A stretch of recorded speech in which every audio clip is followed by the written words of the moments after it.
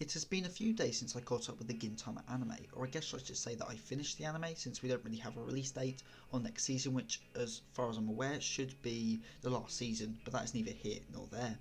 I don't really have any grand topic to discuss in this video or anything in particular.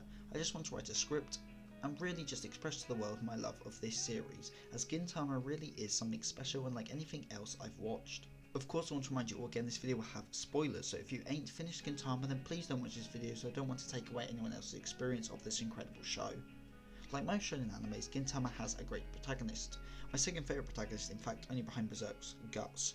Sakura Gintoki is a man who has suffered greatly. His childhood was spent around corpses, and when he finally made a family and met people he cared for, the man he cared for, more than anything, was killed. Not by the enemy, or by forces beyond his control, but by his own hands.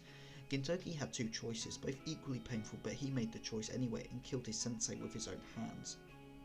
Gintoki has suffered through the dark times, more so than most, but through using his experiences as fuel, he fights forward to enjoy the light times as well.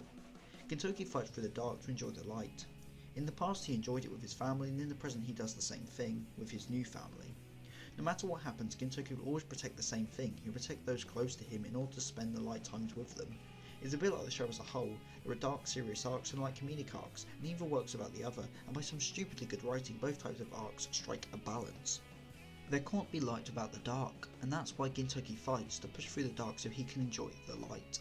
Gintoki was shaped by the death of his sensei, Yoshihata Shoyo, a character who, to me at least, is the definition of a good man. He was caring, strong and selfless. He taught kids the sword and to write, through nothing but kindness, and despite basically only appearing in flashbacks, is still one of my favourite characters in the series. But his pupils are just as impressive. Katsura is quirky but a leader to a fault, and Takasaki is a man who simply wants to destroy everything. He blames Gintoki for the death of Shoyo, but he knows deep down that he would have done the same thing. He is a brilliantly crafted character, and one you really can understand. His fight with Gintoki is just heart-wrenching and really encapsulates the struggles of both characters, and struggle is a thing that this show excels at. Hasegawa-san, another favourite of mine, is depressed and suicidal for most of the show, but even so is a true samurai, showing bravery and resolve unlike many other in the Silver Soul arc. There is so much heart in this show, and anytime a backstory begins, you know the waterworks will start. I can't think of another show I've simultaneously laughed and cried at so much. The comedy in the show is top notch, that goes without saying, the turtle assassin being a personal favourite of mine. But the sad scenes are in my mind even stronger. Kagura and Umbrella, the radio exercise episode and the death of Shigeshige are all so powerful and made me, a grown man, bawl my eyes out for minutes on end. And the last example specifically, well, Shigeshige the Shogun is again one of my favourite characters in all the show. He started out as a great comedic character, but then when he and Katsura became friends, even for just an episode, I noticed something change. He wasn't just an oblivious pervy shogun, he was a true leader. And then the Shogun assassination arc hit, and shit hit the fan. Not only did Zenzo, another favourite of mine, get loads of screen time, but his backstory with the Shogun was revealed. Shigeshige was without any doubt a kind-hearted man, and due to this he died. Shigeshige's death hit me hard. Yes, characters have died before, but this was different. I finally realised that the end game was coming and that my favourite characters were no longer safe. When Nobunobu succeeded Shigeshige, I wasn't annoyed, just saddened. A great man had died, only to be replaced by a puppet shogun, and that's exactly what he was, and as a result he learned a harsh truth. Nobunobu realised what Shigeshige was, and despite being a mere puppet shogun, he rose to the challenge. In the end, he became a true leader, and in my mind atoned for his sins. He is a great example of a character redemption, and when he died I cried, but not for the last time in the series.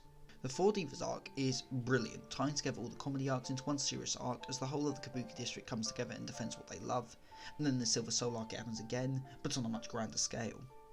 And that's one thing I loved about the Silver Soul arc. Prince Hatta, Hedero, Anne, Monet, Jirichu, Ketsuna Anna, all of these characters I thought had been forgotten came back, and in my mind each one shined.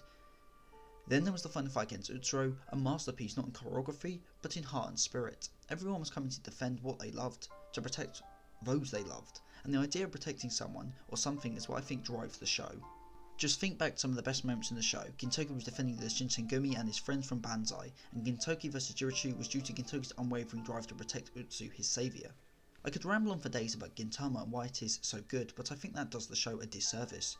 You don't need to hear about Gintama, you need to experience it. Gintama is my second favourite series ever made, and has made me cry more times than anything else. It has touched my heart, taught me lessons, and made me care for fictional characters to such an extent it brought copious amounts of tears to my eyes when they had to suffer. Gintama, all I want to say is thank you for giving me one of the best viewing experiences of my life, and for showing me that no matter how dark it gets in life, you have to push through them in order to experience the light times, and there's never dark without light. They are in duality. 今も昔も俺の守るもんは何一つ変わっちゃいねえ! Thank you Gintama, Hidaki Sorachi and Sunrise. Thank you all for watching.